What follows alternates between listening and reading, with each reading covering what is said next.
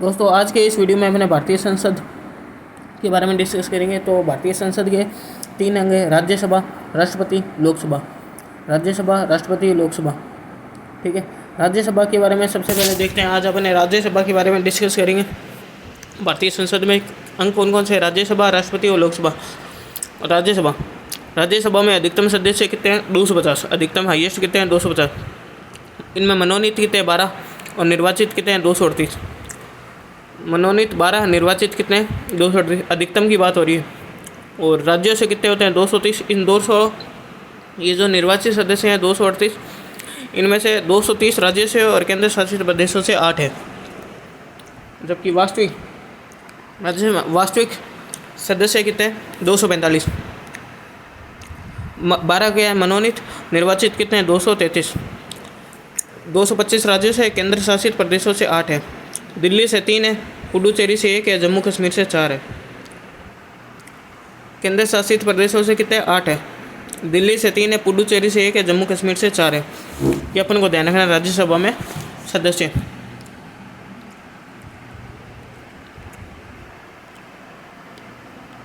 आज का वीडियो में अपने राज्यसभा के बारे में डिस्कस कर रहे हैं, इसलिए राज्यसभा की सीटें देखिए। लोकसभा वाले वीडियो में लोकसभा की देखेंगे।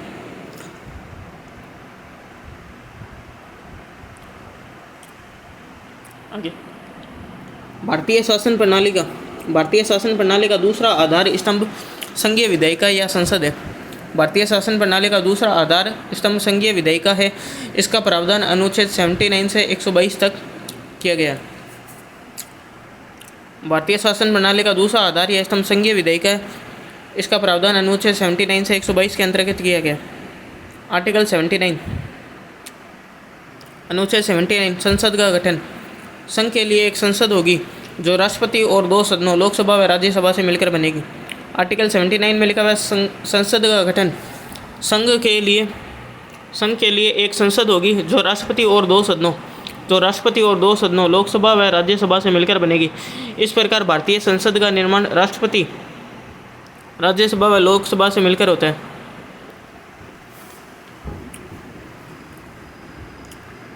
संघ के लिए एक संसद होगी जो राष्ट्रपति और 2 सदनों लोकसभा व राज्यसभा से मिलकर बनेगी। इस प्रकार भारतीय संसद का निर्माण राष्ट्रपति, राज्यसभा व लोकसभा से मिलकर होता है।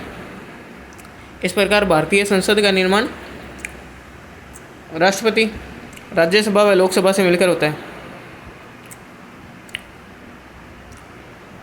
लोकसभा प्रथम सदन बोलते हैं। लोकसभा को क्या बोलते हैं? प्रथम सदन, निम्न सदन, लोकप्रिय सदन, अस्थायी सदन।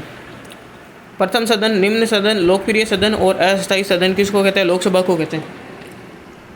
लोकसभा को क्या बोलते हैं? लोकसभा को बोलते हैं प्रथम सदन, निम्न सदन, लोकप्रिय सदन और अस्थायी सदन। राज्यसभा इसको बोलते हैं द्वितीय सदन, उच्च सदन, वरिष्ठों का सदन और स्थायी सदन। राज्यसभा को क्या बोलते हैं? द्वितीय सदन, उच्च सदन, वरिष्ठों का सदन और फिर स्थायी सदन। लोकसभा को क्या बोलते हैं? प्रथम सदन, निम्न सदन। ऐसे याद कर लो, सीडी, ये पहली सीडी, ये दूसरी सीडी।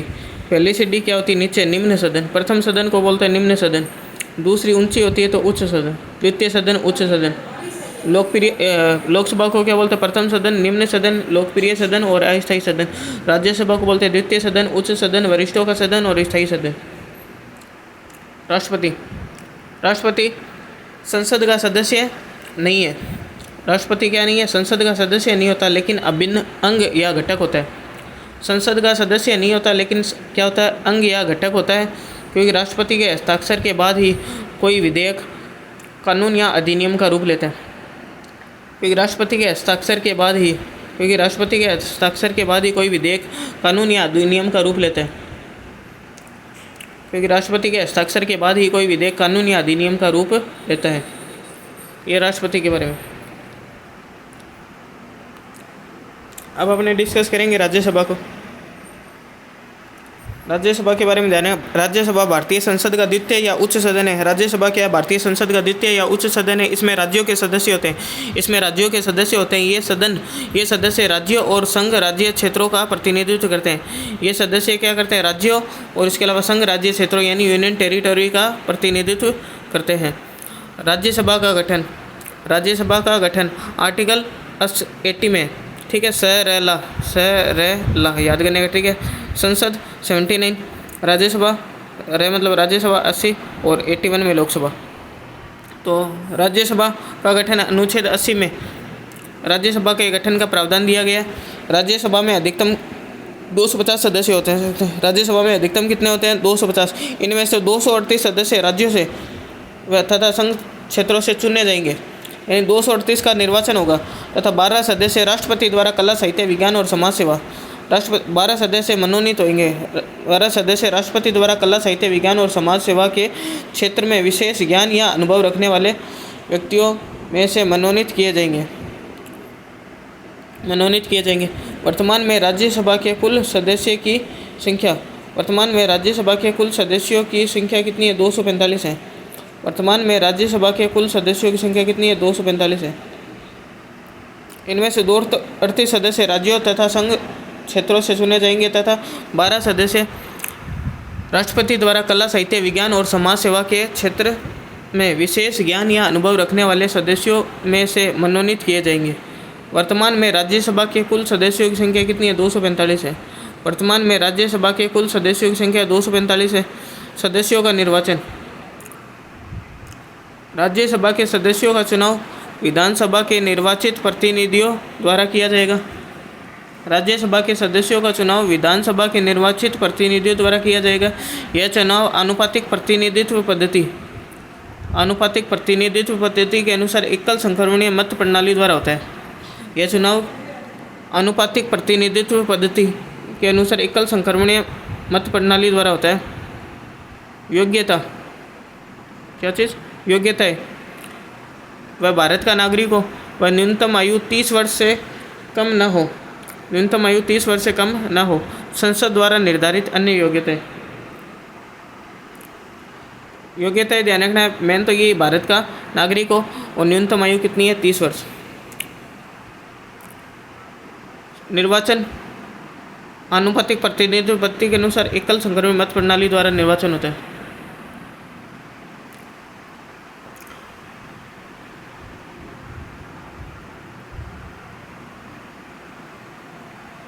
आगे कार्यकाल। संविधान के अनुच्छेद 83 के अनुसार राज्यसभा एक स्थायी सदन है। राज्यसभा एक स्थायी सदन है। यह कभी भंग नहीं होती, बल्कि इसके एक तिहाई सदस्य हर दूसरे वर्ष की समाप्ति पर अवकाश ग्रहण कर लेते हैं। राज्यसभा स्थायी सदन है। यह कभी भंग नहीं होती, बल्कि इसके 1/3 सदस्य हर दूसरे वर्ष की समाप्ति पर अवकाश ग्रहण कर लेते हैं तथा उनके स्थान पर नए सदस्यों का निर्वाचन किया जाता है। और इसके सदस्यों का कार्यकाल कितना होता है? 6 वर्ष होता है। राज्यसभा के बारे में ध्यान रखना, ये कभी भंग नहीं होती। स्थायी सदन ये कभी भंग नहीं होती, बल्कि इसके 1/3 सदस्य हर दूसरे वर्ष की समाप्ति पर अवकाश ग्रहण कर लेते हैं।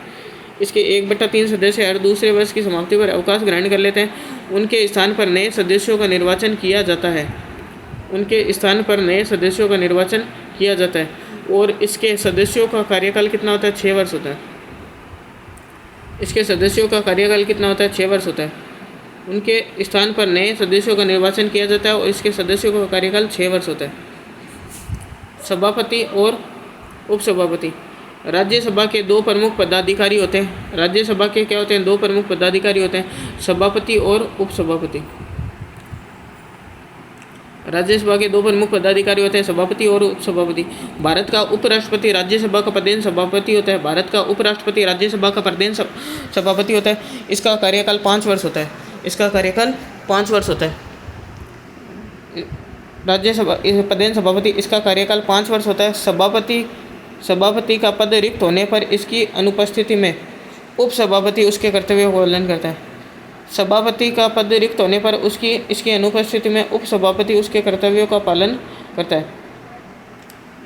भारत का उपराष्ट्रपति राज्यसभा का प्रधान सभापति होता है। इसका कार्यकाल 5 वर्ष होता है। सभापति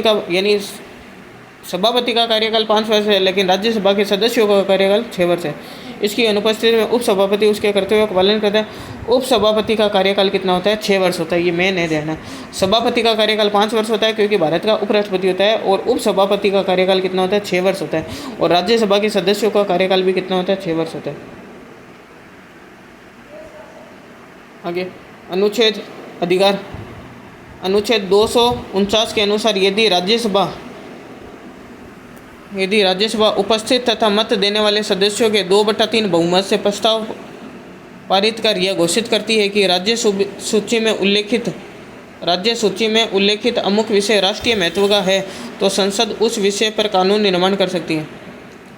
अनुच्छेद 249 मोस्ट है। अनुच्छेद 249 क्या कहते हैं?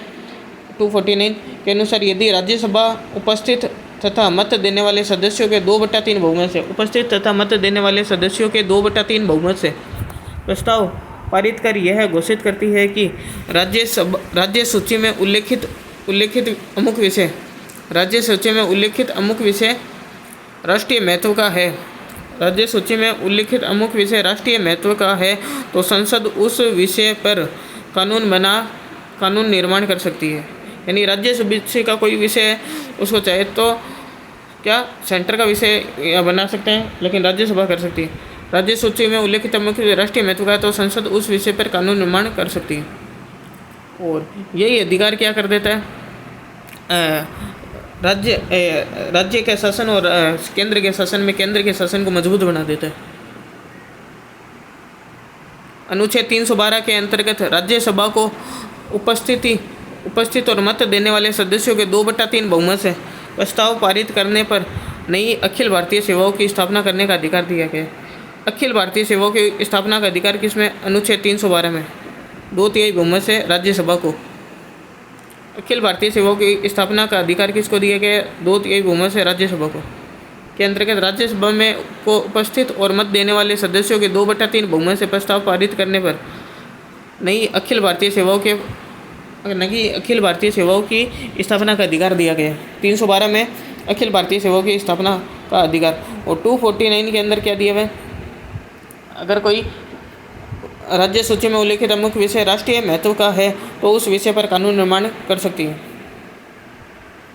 तो संसद उस विषय पर कानून निर्माण कर सकती है।